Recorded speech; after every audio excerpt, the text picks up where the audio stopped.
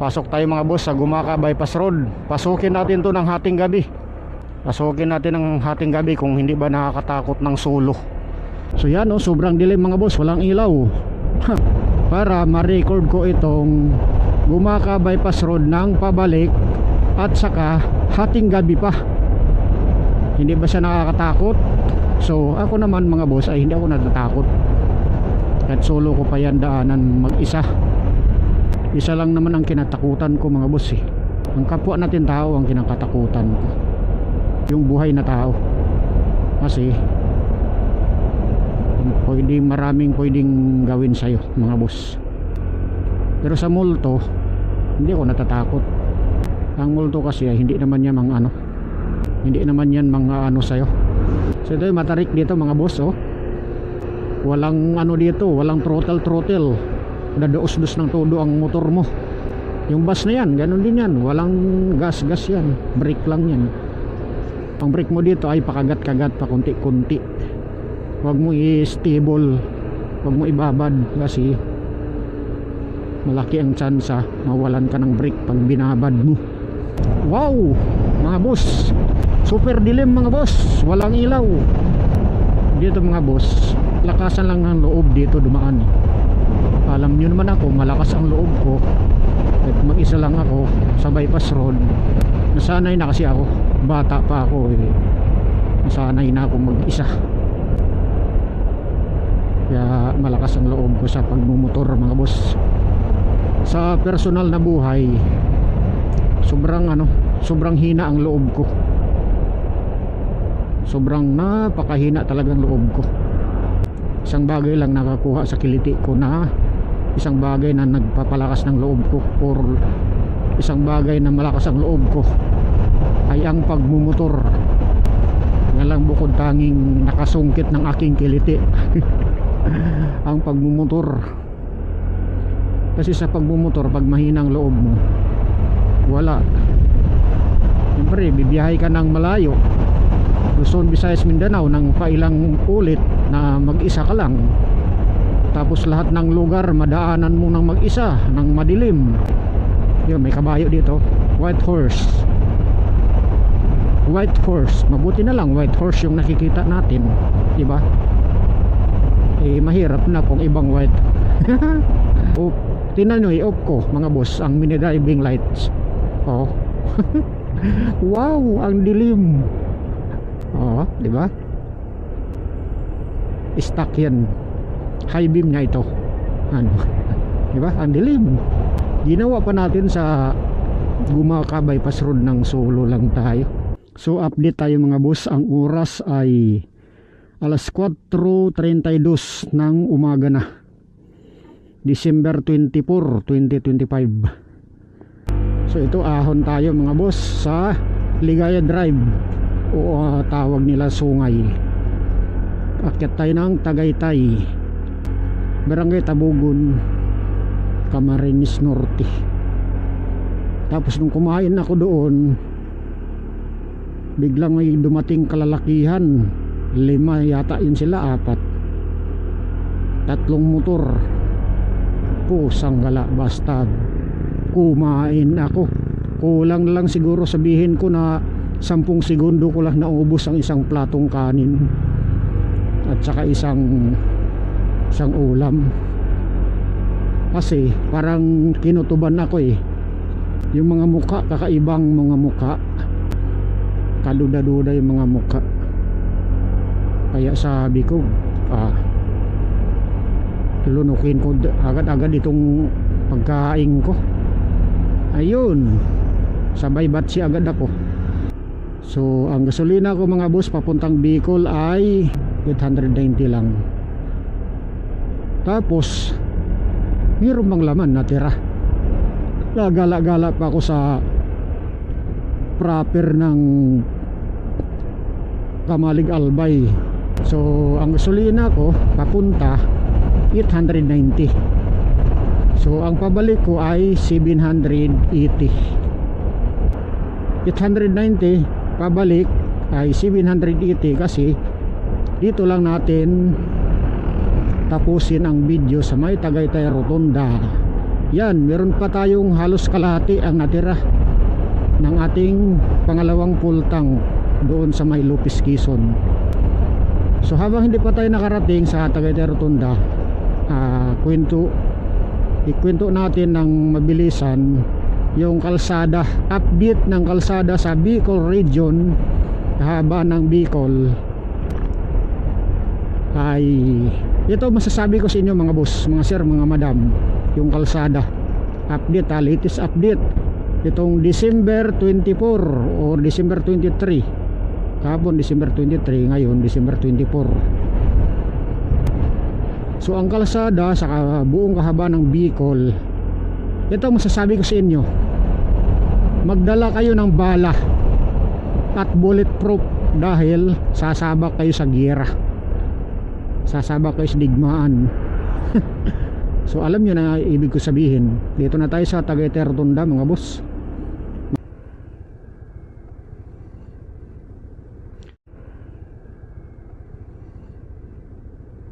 Sound check, sound check. So update tayo mga boss. Ang oras alas 12:22 o 23. Alas 12:23. Bali December 24 na ito ngayon mga boss. Araw ng Pasko. Ano ba talaga ang araw ng Pasko? 24 o 25? Kasi alam ko 25. Ang 24 bispiras, kumbaga sa piyesta. So galing tayo Bicol kanina alas 3 ng hapon, mag-alas 3:30 na yun eh. Tapos pabalik tayo kasi nga hindi tayo makatuloy uuwi ng Mindanao. So ang budget kasi natin hanggang Bicol lang, hindi aabot sa probinsya. So tayo bumalik na lang. So bali nagpagas ako kanina doon sa may Lopez, Quezon. Pangalawang pagas, una Kamalig Albay 395. So 5 piso na lang para 400. Pagkatapos nagpagas ako sa pangalawang pagas sa Lopez, Quezon 385. So 395 plus 385. So yung 395 gawin ko na lang yan 400. Yung 385 gawin ko lang 380. So bali 780 ang aking gasolina, pang 780. Pero yan oh, hindi pa nabawasan yung pangalawa kasi malapit lang naman ang Lopez, Quezon to Calawag, Gumaca. So bali dito na tayo sa Gumaca mga boss. Enter na tayo, papasok tayo sa Gumaca Bypass Road.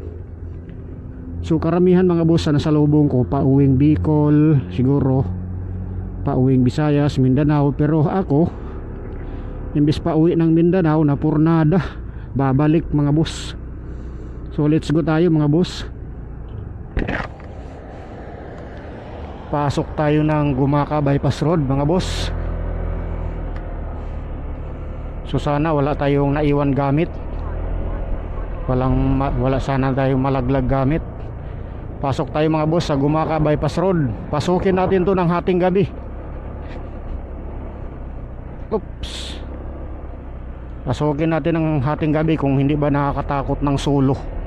Solo natin to daanan mga boss, itong Gumaca Bypass Road.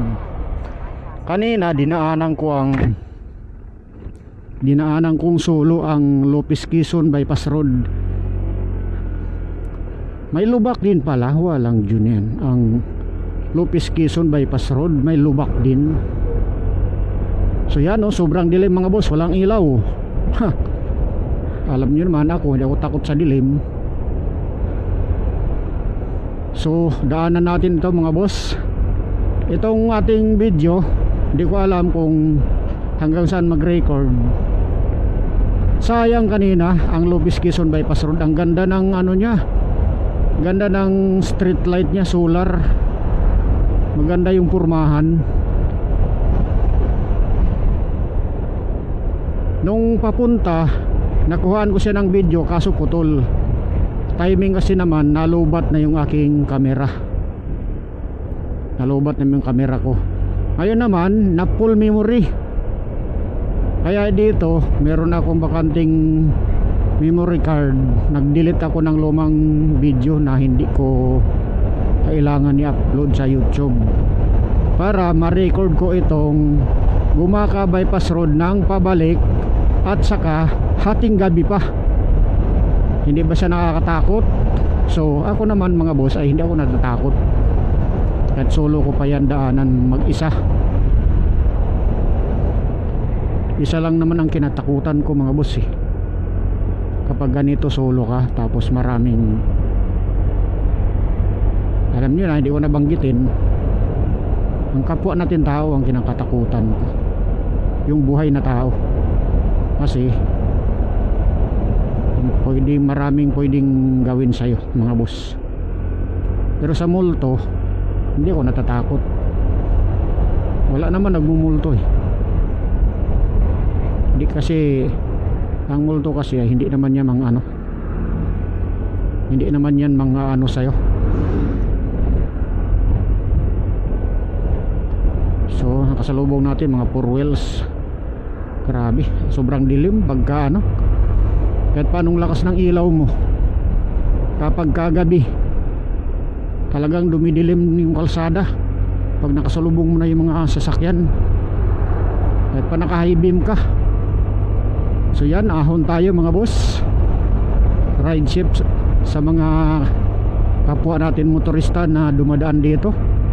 Hirap umahon ang truck dito mga boss dahil matarik to. So kahapon dumaan ako dito ng tanghaling tapat alas 12. Makita sa ano to, kasi nag-record ako ng real live, so i-upload ko sa YouTube yung real live. Makikita kung saan ako huminto, pati yung picture kasi nagpipicture ako sa stopover. Unang daan ko dito, meron pang part ito na hindi na semento. Ngayon bumuhilo ako pag buhilo ko ngayon yung pala rough road, tapos ang putik.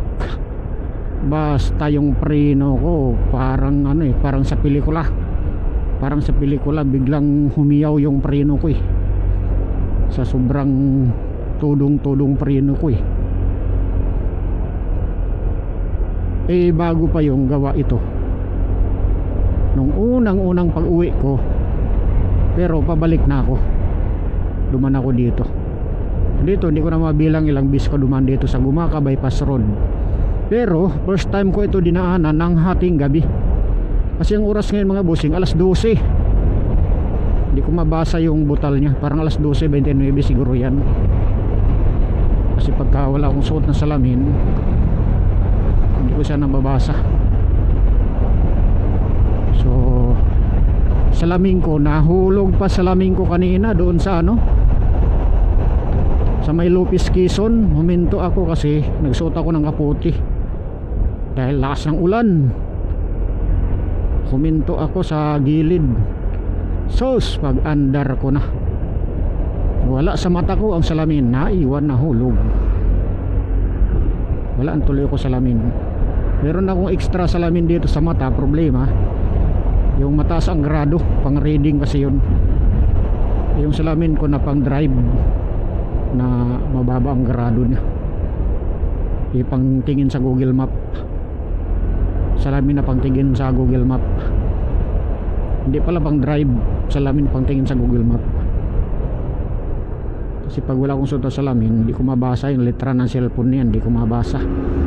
Nasira kasi yung mata ko sa electronics, sa mga backlight ng TV. So yun, mabuti na lang mga boss, meron tayong kasabay na bus. May naabutan akong bus. At least may kasabay tayo, hindi natin na solo daanan.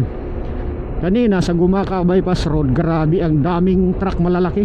Ay, Gumaka Bypass Road, ito na nga yung Gumaka Bypass Road Lopez Bypass Road kanina. Yun may nakamotor solo lang din siya dumaan sa bypass road dito sa Gumaka. So ito yung matarik dito mga boss walang ano dito, walang throttle, dadaos-dos ng todo ang motor mo. Yung bus na yan, ganun din yan, walang gas yan, brake lang yan. Dito di ka pwede di mag kagat-kagat ang brake mo. Ang brake mo dito ay pakagat-kagat pa kunti-kunti. Huwag mo i-stable, huwag mo ibabad kasi malaki ang tsansa mawalan ka ng brake pag binabad mo. Kailangan piga-piga. Grabe ilaw ni bossing. So ito mga boss, itong intersection na to, dati di ko alam anong saan yan. Yung pakanan papuntang bayan ng Gumaka, yung pakaliwa papunta yan doon sa ibang ibayo. Sa kabilang ibayo yan mga boss, papuntang San Narciso. Yung patawid ka doon sa ibang isla, nakita nyo sa mapa yan, may mabasa kayo doon na San Narciso. Marami pang pangalan dyan, lugar na yan, pero hindi ko mamemorya. Siguro sa mga susunod panahon mag-rides ako dyan, dyan ako mismo dadaan, i-explore ko ang San Narciso, libutin ko, loop siya. Siguro pagka nagkaroon ako ng drone. So yan paahon ang bus, hirap mga boss ang bus. So tayo uuna dahil tayo ay nakamotor lang. So yung record ko sana hindi magloko yung mic. Grabe pag talagang lakas ng ilaw, hindi mo makita ang kalsada. Ayun, pag naka low beam na pala sila, kita na. Pero pag naka high beam, grabe. Wow mga boss, wag dilim, super dilim mga boss, walang ilaw dito mga boss. Lakasan lang ng loob dito dumaan. Alam nyo naman ako, malakas ang loob ko at mag-isa lang ako sa bypass road.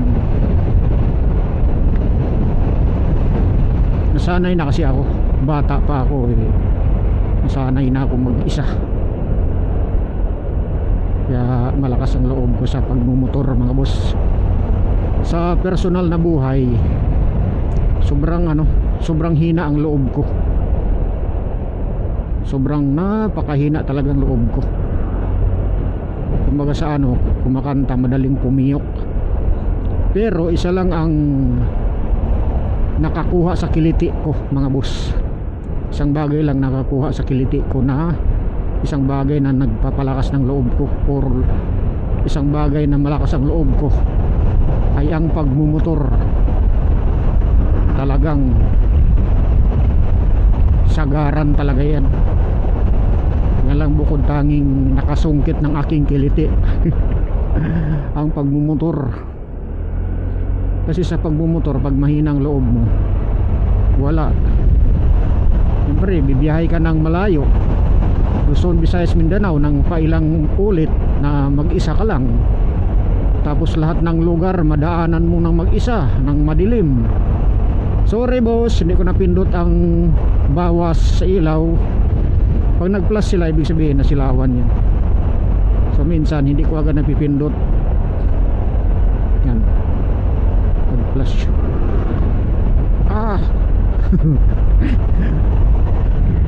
Kumbaga labanan na ng silaw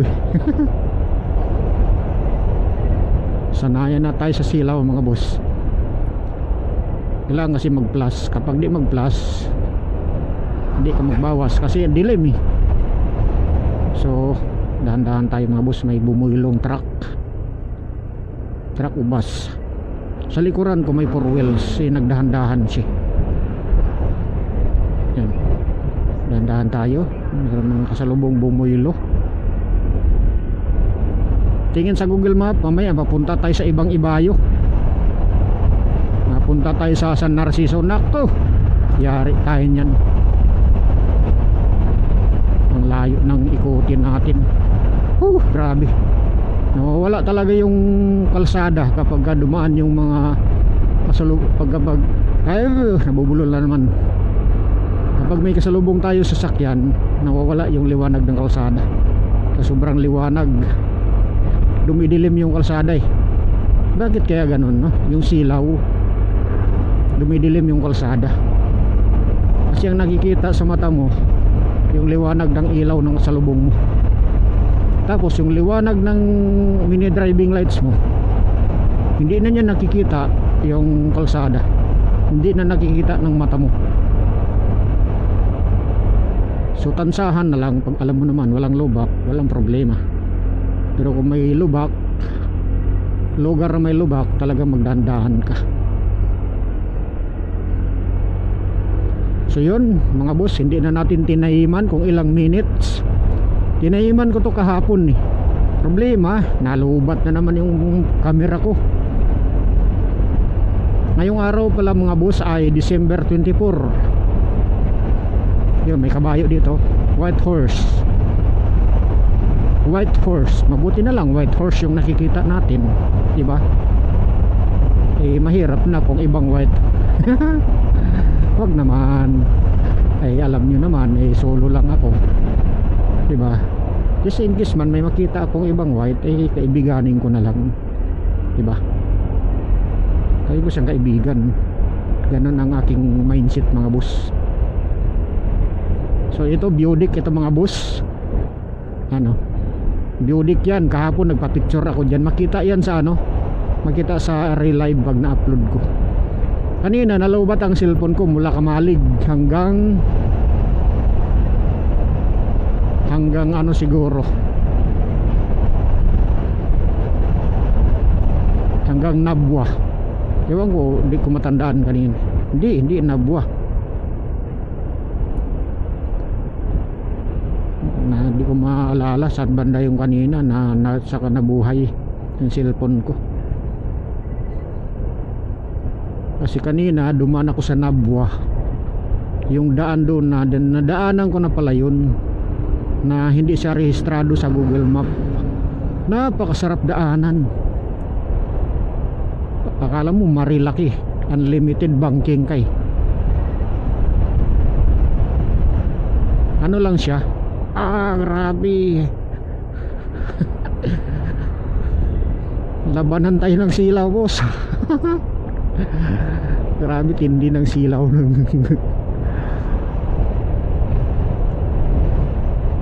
Kapag nagbawas siya, ibig sabihin na silawan siya sa akin. Sabi siguro niya, mas silaw to sa akin. Ganun lang yan eh. Once na mag plus, bawas agad. Kailangan alis to yung daliri natin. Hinlalaki pala. Kailan ang hinlalaki mo, alis to sa pagpindot ng button, ng pagbawas ng ilaw. Naka high beam ang motor mo, ayan, nagbawas si bossing.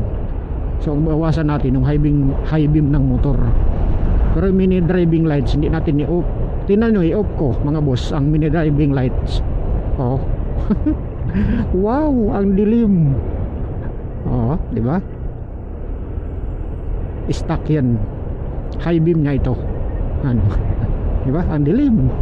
Ginawa pa natin sa Gumaka bypass road ng solo lang tayo. Walang dyan.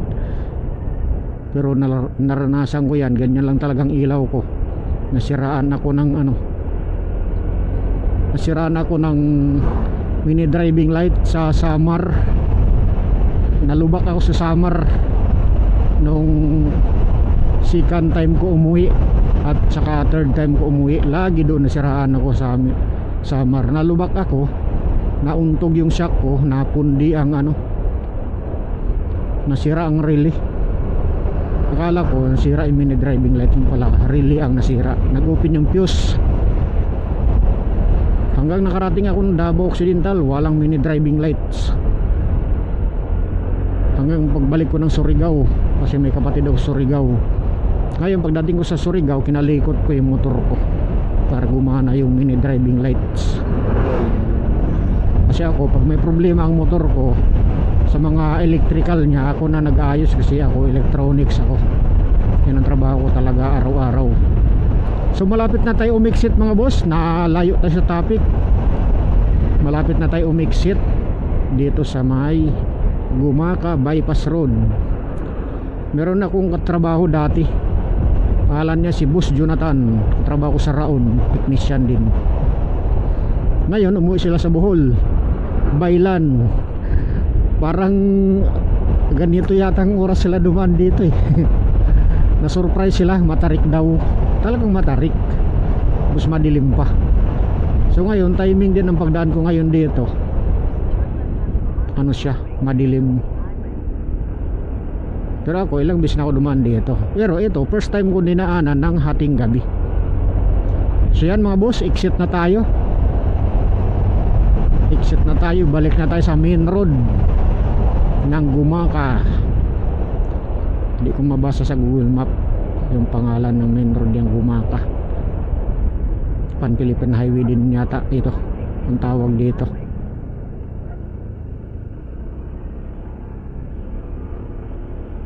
Pusang gala, naka-off ang aking ano, naka-off ang busina ko. Flashing lang lumabas pag busina ko. Tama. Pagtigil ko kanina, pinindot ko muna, kaya naka-off. Yan, gumana na siya. Kasi minsan may nag-overtake galing sa kabilang lane. Ayan, may overshoot. So let's go tayo mga boss. Ang oras ngayon ay malapit na siguro mag-alauna. Wow, ha, grabe mga boss ang inyong ilaw. Pag walang plus, wala din bawas. Ganun lang naman yun eh. Madalas mag plus yung ano. Yan o, nag-plus siya. Ibig sabihin na silawan siya. High beam lang ng motor ang binabawas ko. Hindi ko pwedeng patayin yung ano, mini driving lights, kasi as in wala na akong ilaw. Masisira yung low beam niyan eh. Yung mini driving lights ko, ang low beam niya puti, kaso nasira. Nalubak. Nalubak, sira. Relay lang naman ang nasisira niyan eh. Nasisira ang kanyang relay. Pusang gala. Nakipot ng aspalto eh. Napunta ka na sa kabilang lane. So stop recording muna tayo mga boss, kasi nakalabas na tayo sa Gumaka bypass road. Nasa tabing dagat na tayo, makikita sa mapa yan oh. Tabing dagat ng Gumaka. Tapos ay, sige una, may 4 wheels. Kailan alisto tayo sa likod. Pag may gustong umubertik, oh, patay na. Nauntog na naman. Pero tingin ko okay yan, kasi matigas ang gulong ko sa hulihan. Nauntog lang yung shock nya. Pero yung ano, mags ko, palagay ko hindi na yung mabingkong. Ay nako, sana wag nabingkong. Nabingkong na yung mags ko eh kahapon sa Ragay Kamsor. Tapos ngayon ngayon mabibingkong na naman ulit. Malayo-layo to. Pag ito nasiraan tayo dito, malayo-layo pa to. Ano pa lang tayo,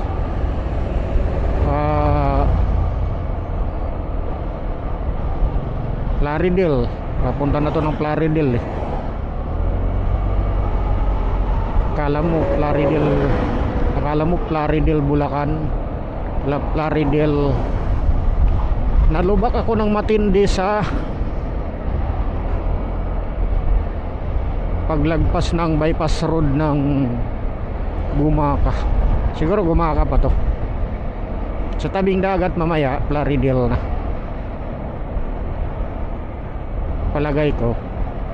Kasi pagka nabingkong ang mags ko, sigurado yan sisingaw ang gulong, lalambot. Maramdaman ko yun, malambot kapag nabingkong.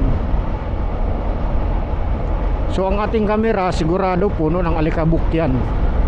Kanina napuno ng alikabok ang Insta360 ko. Pati mukha ko puno ng alikabok. Kasi nakataas ang aking visor, kasi ang dilim. Kahit pa naka ano ka, kahit pa naka transparent yung visor ng helmet mo, talagang madilim pa rin siya. Hindi ako komportable. Bali malikabukan ang mukha, wag lang bibig ang malikabukan. Kanina salong-salo ko ang tubig-tubig galing sa kalsada, talsik-talsik ng mga gulong ng mga sasakyan papunta sa bibig ko. Pero mabuti na lang meron akong balaklava, kaya bumili akong kindi para di ko maglalaway. Panay laway ako kanina, naipon sa bunganga ko, tigil ako, niluluwa ko kasi natalsik sa bunganga ko yung ano, natalsik sa nguso ko yung ano, tubig-tubig sa kalsada, katalsik ng gulong ng mga sasakyan. Kaya bumili akong kindi doon sa may arko ng Welcome to Bicolandia. So i-off muna natin ang camera. Dito na tayo sa tabing dagat ng, di ko alam kung Gumaca ba ito o Plaridel na. Alin lang yan sa dalawa, Gumaca Seaside or Plaridel Seaside, kasi magkalapit lang yan, magkatabi lang yan eh. Town proper ng Plaridel, palagay ko ano to, Plaridel to sigurado. Kasi ang Gumaca doon kanina, yung bayan ng Gumaca, yung iniwasan natin kasi dumaan tayo sa bypass road. So ito sigurado ko ito Plaridel na ito. Ang sunod ang Plaridel ay Atimunan. Kunting kimbot na lang sa mapa, 3 hours and lagpas 3 hours 3 hours and 19 minutes yata yan, darating tayo sa bahay. So stop recording muna tayo. Sa tabing dagat tayo, kitang kita sa mapa yan. Yan ang mapa, ganda, kitang kita na yung ganyan ang gusto ko sa mapa, yung kung ano ang kulay ng, kung anong kulay ng mundo gusto ko, ganyan ang kulay ng mapa ko. Kasi nang ano eh, yun ang ano talaga eh, yun ang kulay ng mundo eh. Pero kasi niyan parang ano, parang ano, parang drawing, ayaw ko nun, hindi ko bit. Ito gusto ko kasi yung natural kasi yung tawag yan, yung tawag ko dyan natural view, yan ang gusto ko. Nag-comment ako kay Idol Subiet, hindi naman niya gusto yung ganito. So yun ang kanyang gusto din, yung isang klase. Ito naman sa akin yan ang gusto ko, depende rin sa tao. Ako naman ito yung gusto ko kasi yung sa kulay niya, nagaganda ako ng kulay. Talagang nature na nature. Sumasabay sa nature ang mga dinadaanan mong lugar, ganun din sa mapa mo. Kaya yan gusto ko. So kanya-kanya lang ano yan, kanya-kanyang trip. Peltrangco mga boss. Meron tayo nakasabay na Peltrangco. Ano? Ano dito ang terminal niya? Peltrangco, may terminal dito ang Peltrangco sa may Plaridel pa yata to, o Timunan na siguro to mga boss. May terminal lang ano dyan, Peltrangco hanggang Petix yan eh, galing Davao yan eh, galing Surigao, Surigao ang ano, nandoon ang ano niyan, nakasakay na ako dyan. Sabi nung ano, kamag-anak ng aking kapitbahay, wala na raw Peltrangco, meron pa pala. Siguro di siya updated.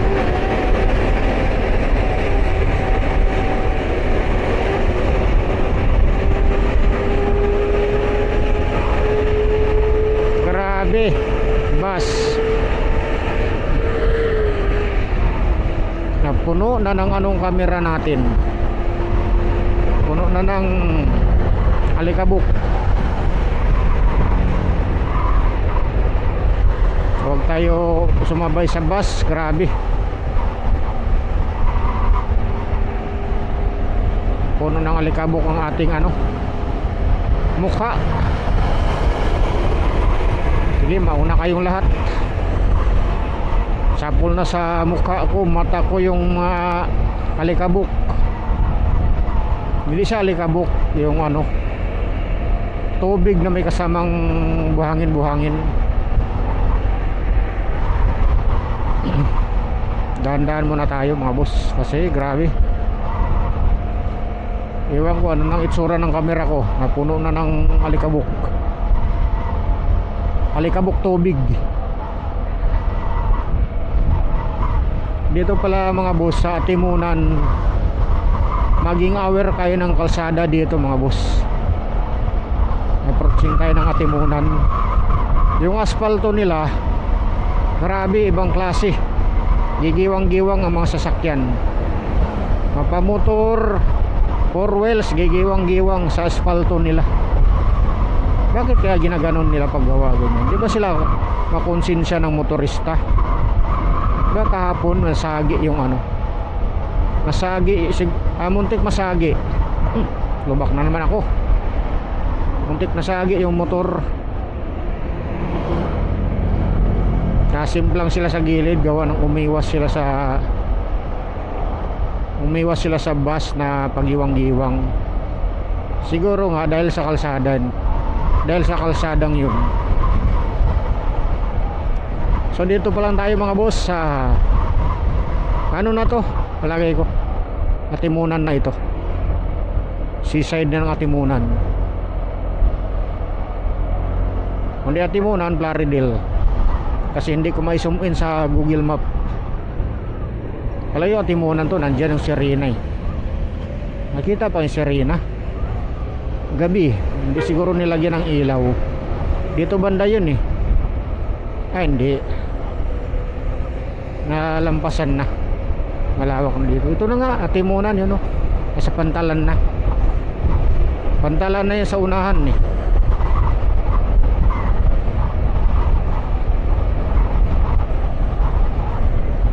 Ay, lumayo ang mapa ko. Nasobra sa zoom out. Atimunan na nga kasi papasok na tayo ng Bitukang Manok. I-cut muna natin ang video, mamaya tayo mag-record pag doon na tayo sa Bitukang Manok. Baka maubos ng memory card. Tsaka puro na alikabok. Umaga na.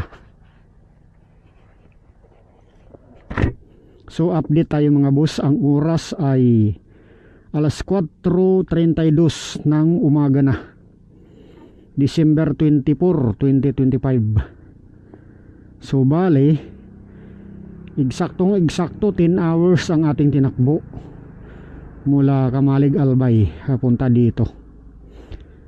Yung video natin dyan lang natin tapusin pag akyat ng Tagaytay Rotunda.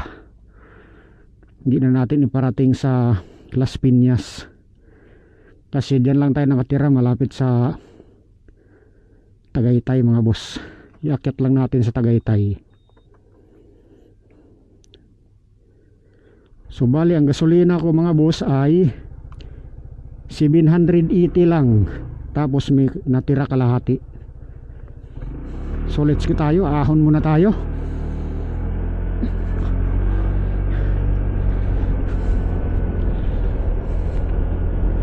So let's go tayo mga boss, tayo pa ahon. 780 lang ang ating gasto sa gasolina mula Kamalig Albay. Galing tayo sa gasoline station kanina sa Kamalig Albay ng alas 4:30. Tapos ngayon alas 4:30 na rin ng umaga, di 10 oras. Pero naplatan tayo ng 2 beses. Una naplat, pinapasakan ko. Sanggala, hindi pa ako nakalayo, tumawid ako sa kabilang kalsada. Marangkada pa lang, pag-arangkada pa lang naplat agad. Sanggala niyan. Buti ka mo safety tayo. Talagang sumabog na yung gulong ko Caramba. Grabe ahon talaga. Yung gulong ko kanina sumabog na talaga. Yung kahit itulak mo hirap ng itulak. Iwan ko kung makita ko pa yung clips. Marami kong video na pumalya. Titingnan ko na lang kung alin yung maganda, yun ang i-edit ko. Iksian ko lang edit, maraming cut kasi para lang mabilis ma-upload. Ang Manila to Bicol at Bicol to Tagaytay lang ang pinakalas. Sa Tagaytay ko na lang tapusin ang video para makita sa real live. Wag na hanggang bahay kasi privacy na yun. So diyan lang natin tapusin sa. Kailangan wag kong makalimutan, dapat pagdating ko sa Tagaytay i-finish ko na yung real live para diyan sa magtapos yung real live record. Tapos i-upload ko siya short video, baka part 1, part 2, part 3 kasi di siguro kaya ng isang upload sa short video sa YouTube. Naka 1,100 views yata ako, 1,000 views yung aking short video sa real live sa YouTube sa Kawit, Cavite. Ay galing ako dun sa Pasay. Galing ko sa Las Piñas, itong pinag-umpisahan ko ng video. Doon ako nag-start sa Shell gas station sa may Las Piñas, Manila to Bicol. Ang gasolina ko 340 yung computation ko, yung laman ng tangke sa papuntang Bicol. 340 yung laman ng tangke. Nagpagas kasi ako ng 109 pero tapal ko na yun doon sa nabawas dahil 340 kasi ang pinagas ko nung nakaraang araw. So ang computation ko ay 340 yung laman ng unang laman ng tangke ko bago umalis. So unang paggas ko doon sa Camarines Norte.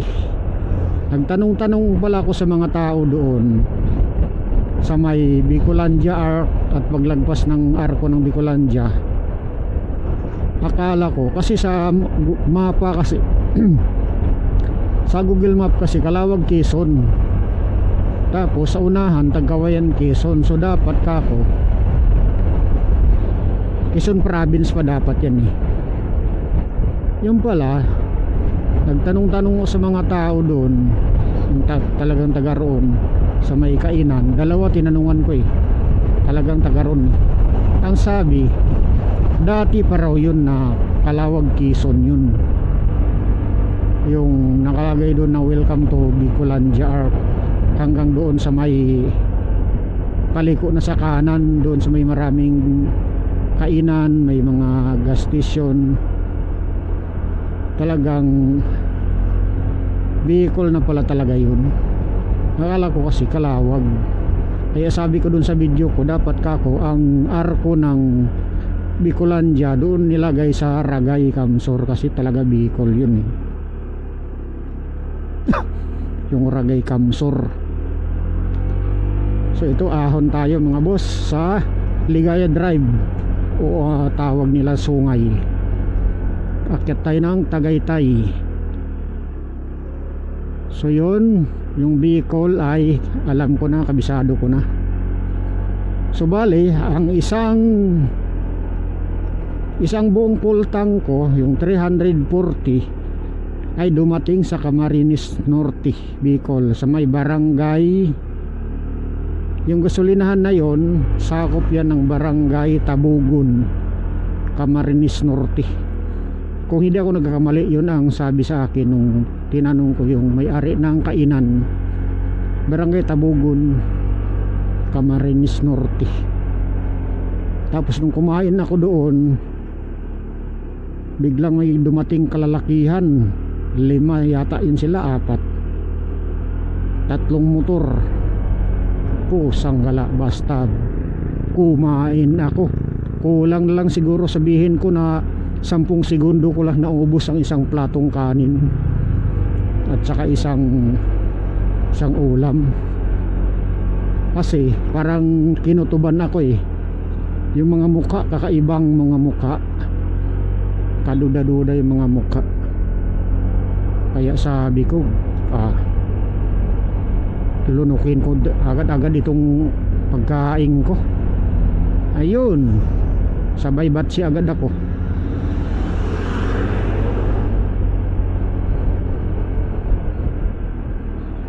So huling ahon mga boss, last ahon to, darating na tayo. Mahirap ito pag may kasalubong ka, paahon ka. Kailangan kontrolado mo ang iyong manibila, master mo ang iyong manibila. Meron ba yata isa sa unahan? So ang gasolina ko mga boss papuntang Bicol ay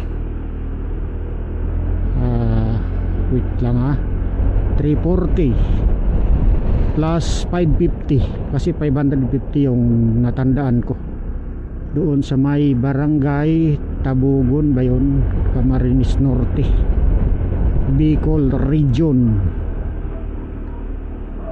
300 plus 500 di 800. May butal 40 saka 50 90, so 890. So ang papunta 890 kasi nga galing ako ng magtatali galing ako Las Piñas. 340 plus 550, so 850 plus 40. Wow, silaw. Basta 890. Hindi na siya umabot ng 10 na lang para 900. 890 lang. Tapos mayroon bang laman natira? Gala-gala pa ako sa proper ng Kamalig Albay. Kumain ako ng gabi. Oops, dito na pala tayo. Doon natin tapusin ang video sa may rotunda ng Tagaytay, kasi maganda tingnan sa real live. Kitang kita niya yung karatula, yung sign ng Tagaytay, nabasa mo sa real live Tagaytay, ganyan. Noong nakaraan yun din na lumitaw Tagaytay. Para i-upload natin sa short, i-edit natin short video. Maghanap tayong background music na compatible sa kanya, na walang copyright. Grabe lubak. So habang hindi pa tayo dumating sa wait lang, yung gasolina pala. Magtatali kaya mula Pasay mula Las Piñas to Bicol sa may Kamalig Albay. Nagcamping ako sa White Twinan campsite, White Twinan Ranch campsite sa harapan ng Mount Mayon. Ang binayad ko is 430. 430 ba yung kanina o 470? 430 siguro. Ang isang buong gabi at isang buong araw. Diba? Mura na yun. Isang buong gabi, isang buong araw. Hiwalay ang bayad. Yung ibang campsite kasi, kung anong bayad sa overnight, hanggang araw na yun. Doon, hiwalay. Yung buong gabi, hiwalay ang bayad. Buong araw, yung iba din bayad. Detour, iba detour, ibang overnight. So, ganun ang patakaran nila. So ang gasolina ko papunta 890. So ang pabalik ko ay 780. Tama ba yung kanina? Ang computation ko 780 kasi doon sa Kamalig Albay kanina 395. Sa Lopez Quezon, pangalawa sa Lopez Quezon is 385. So yung 385 gawin ko na lang 380 para madaling computein. Yung 395 gawin ko na lang 400. So 400 plus 380 is 780. 780. So yun ang pabalik. So magkano ang diferensya? 780. Tapos yung pagpunta ay 890.